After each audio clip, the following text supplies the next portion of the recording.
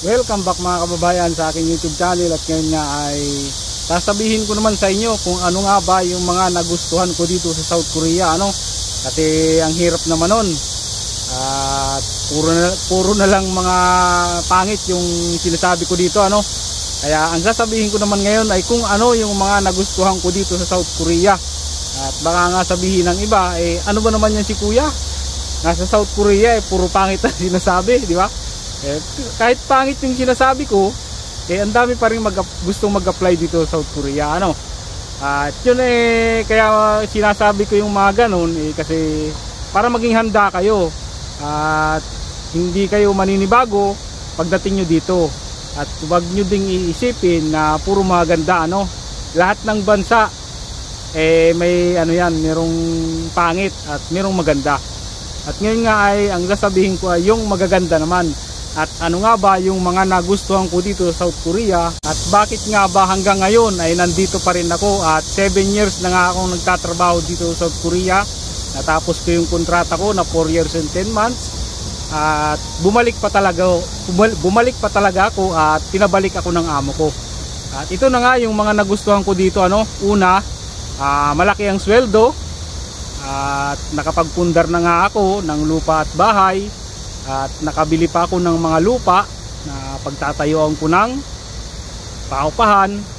At syempre talagang malaking sweldo dito, at yan talaga yung nagustuhan ko, at saka pangalawa, syempre yung panahon dito, may 4 na season dito, di katulad sa Pilipinas summer lang.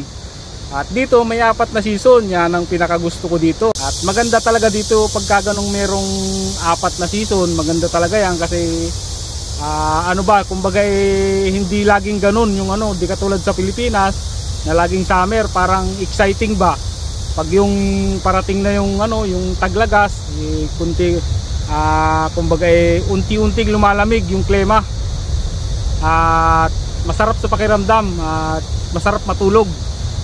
At yan nga yung pinakagusto ko ditong season, yung dalawa, yung taglagas at saka yung tagsibol. Yan, yung dalawa, yung paborito ko na yan, yung kaol at saka yung pum. Yan, paborito ko yan. Katamtaman lang talaga ang klima niyan.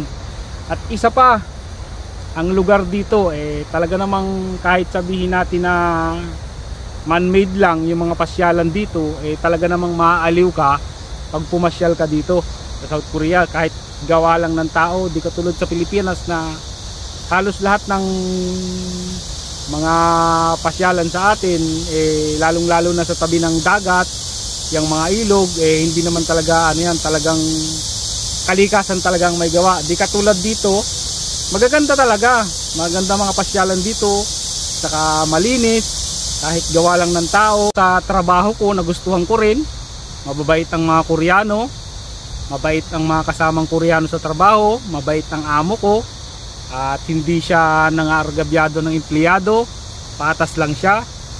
Tuwing holiday, nagbibigay ng maraming pagkain. At sa tirahan namin, hindi naman siya maganda, pero okay na rin sa akin, kasi libre naman. At kung uupa ka kasi dito sa banda sa amin sa Seoul, mahal talaga dito. Ang pinakamababa dito ay 250,000 won a month, at katumbas na yan ng 10,000. Tama ba? Nasa 10,000 na a month ang babayaran mo. Di katulad sa tinitirhan ko ngayon, wifi, gas, tubig, kuryente, binabayaran namin, na pumapalo lang siya ng ang binabayaran namin monthly 85,000 won. Ang katumbas niyan nasa parang 3,000 mahigit sa pera natin. Ang mga mall dito ay walang security guard. Di katulad sa atin, papatanggal pa yung sombrero mo pag pumasok ka sa SM, may mga nakabantay, hahalongkatin yung bag mo. At sabagay, hindi rin naman natin masisisi, kasi nga sa dami ng kawatan sa atin sa Pilipinas, kailangan talagang may gwardiya. Pero dito kasi, ang nagsisilbing gwardiya nila dito sa mga mall, marami talagang CCTV. At yun na lang yung nila. Taka wala naman dito masyadong malalakas ang loob na magnakaw, mag-ipit-ipit ng mga damit sa mga kung saan saan para ilabas. Parang wala namang ganun dito, kaya wala nang security guard. Mga foreigner dito, mga foreign worker katulad ng EPS worker galing sa Pilipinas, katulad nung video ko nga nung nakaraan, merong libreng swimming pool katabi ng ilog. At lang yan, libre lang yan kasi nagbabayad kami dito ng tax. Sinabi naman yun sa amin ng amo namin na pwede kaming gumamit ng mga yan, CR, di katulad minsan sa atin pag nag CR ka may bayad. Hindi ko lang alam ngayon kung ganun pa rin, kasi naranasan ko yan dati nung first entry ko dito nung 2017. Pag yung sa mga yung mga bus, mga sakayan ng mga bus, pagbabayarin ka ng piso, isang ihi, 5 piso. Dito walang bayad dyan kasi sa amin mga foreigner, kasi nagbabayad kami ng tax dito. Lahat ng libre, pwede kaming gumamit.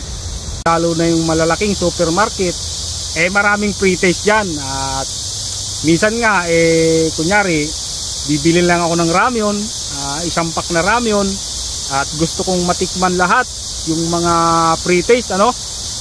Ginagawa ko nyan, kuha ko ng basket, tapos kukuha ko ng isang pack na ramyon, kasi nakakahiya namang tumikim ka ng tumikim dun sa mga pre-taste na wala ka namang bibilihin, parang nakakahiya din naman. Pero yung iba, ang ginagawa ay nagkukunyari lang, kukuha ng basket, tapos lalagyan ng kung ano-ano, tapos pag natikman na lahat yung mga pre-taste, pagkatapos nilang tumikim ng mga pre-taste, binabalik na sa pinagkuhanan nila yung mga bagay na katulad ng sabon, mga ramyon, binabalik na nila para maka pre-taste lang. Ako naman, ang ginagawa ko, minsan gumagawa din ako ng ganun, pero nakakahiya din naman. At minsan bumibili rin naman ako kung ano yung, minsan ang nabili ko dyan yung hotdog, garlic hotdog, nagustuhan ko yung lasa kaya bumili ako. At maraming dito, pag yung lalong-lalo na yung sa mga supermarket, maraming mga sale.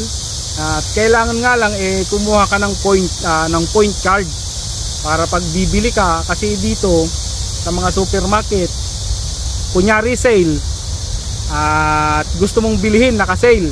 Ngayon may nakalagay doon na ang maaari lang maka-discount yung may point card lang doon sa supermarket na yon.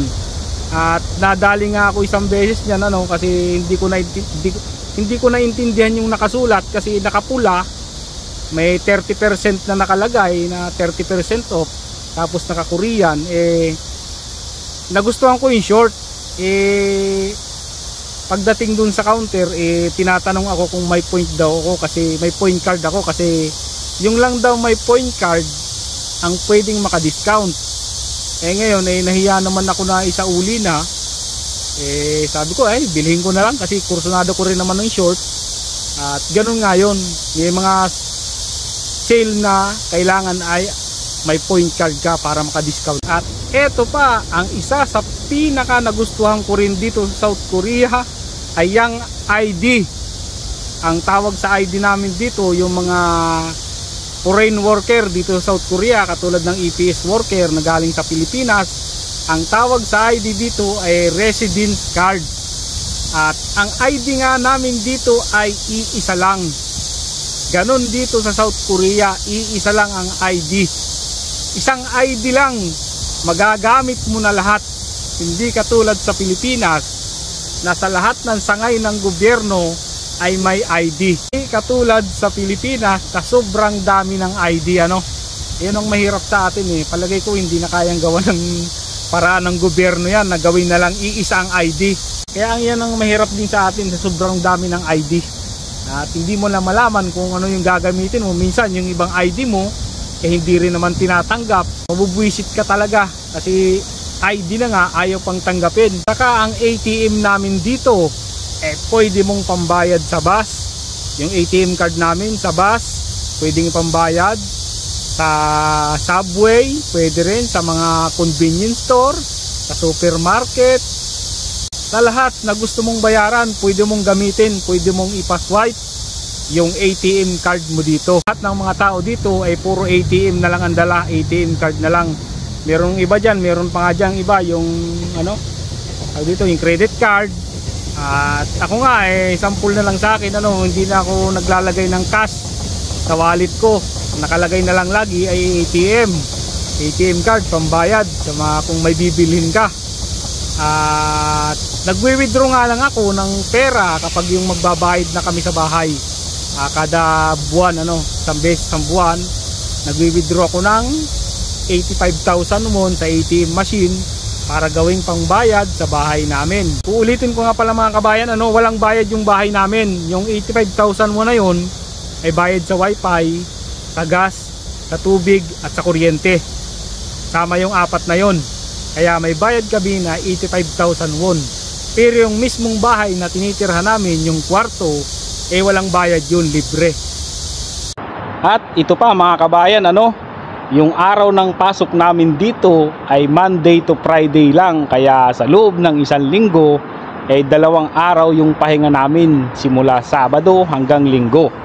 At kaya nga ako nakakagawa ng mga video dahil sa 2 araw na yan, napahinga, at naisipan ko nga gumawa ng video na lang para naman kahit papano yung mga kababayan natin nanonood ng YouTube channel ko sa Pilipinas magkaroon sila ng kahit konting idea.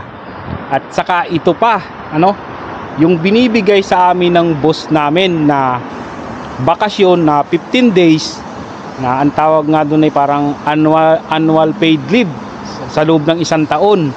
Binibigyan kami ng amo namin ng 15 days. Ngayon, pag hindi namin nagamit yung 15 days na yun, binabayaran yon sa amin ng amo namin tuwing December. At ang nga nun nasa 1.2 million won yung 15 days na yun, at halos aabot na rin siya ng 50,000 pesos. Di ba? Napakatindi nun. At para sigurado na may matanggap ako sa tuwing December, ang ginagawa ko ay nagbabakasyon lang ako sa Pilipinas tuwing holiday. At yun din yung suggestion sa amin ng amo namin, na sabi sa amin ng amo namin na para may maibigay ako sa inyo at para may matanggap kayo tuwing December na pera, magbakasyon kayo sa Pilipinas tuwing holiday lang. At yung 86,000 na yan, yung sweldo namin dito, 86,000 pesos sa loob ng 1 buwan na Monday to Friday lang ang pasok, kahit anong gawin mo, kahit hindi ka na magpahinga sa Pilipinas, ay hindi mo kayang kitain yan sa Pilipinas. Pwera na lang siguro kung ikaw ay professional, mga engineer, yung malalaking company yung pinapasukan ninyo, at malalaki ring magbigay ng sweldo. Pero siguro hindi pa rin siguro kayang kitain. Ewan ko lang ha.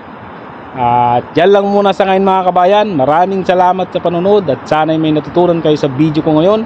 At magkita-kita ulit tayo sa susunod ko na upload ng video. Bye bye!